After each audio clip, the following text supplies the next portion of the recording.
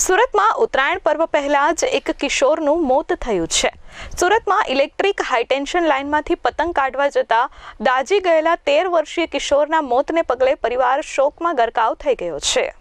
High tension લાઇનમાં અડી જતા મોત થયું છે। મળતી માહિતી પ્રમાણે પિન્ટુ ચૌધરી સચિન કૃષ્ણાનગરમાં રહે છે અને સચિનના મિલમાં મજૂરી કામ કરી પરિવાર સાથે ગુજરાન ચલાવી રહ્યા છે।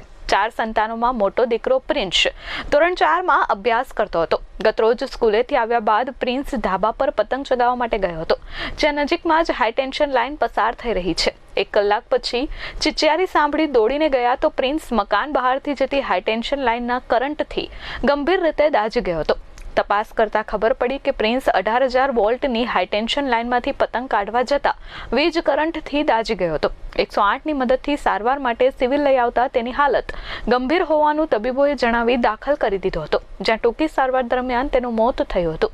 પિતાએ જણાવ્યું હતું કે મારો દીકરો પતંગ ચગાવી રહ્યો હતો, ત્યાં નજીકમાં જ હાઈટેન્શન લાઇન આવેલી છે। મારા દીકરાનો પતંગ લાઇનમાં ફસાઈ ગયો હતો, તેને કાઢવા જતા દોરીમાં પાવર આવી ગયો હતો અને બ્લાસ્ટ થયો હતો અને તે દાઝી ગયો હતો। हाल तेना मौत ने पगले परिवार शोक में गरकाव है। मेरा नाम पिंटू चौधरी है। सचिन रियाजी से शिवनगर तलंगपुर में रहता हूँ। लड़का मेरा पतंग उड़ा रहा था, हाई टेंशन के पास में वायर में पतंग फंस गई, वो डोरी में पावर आ गई, उसका शरीर में टच हुआ, वो ब्लास्ट कर गया।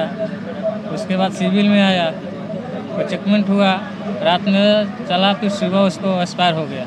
वो अपना गीतानगर में आया, गीतानगर में हाई टेंशन का तार था। ब्यूरो रिपोर्ट S24 न्यूज़ सूरत।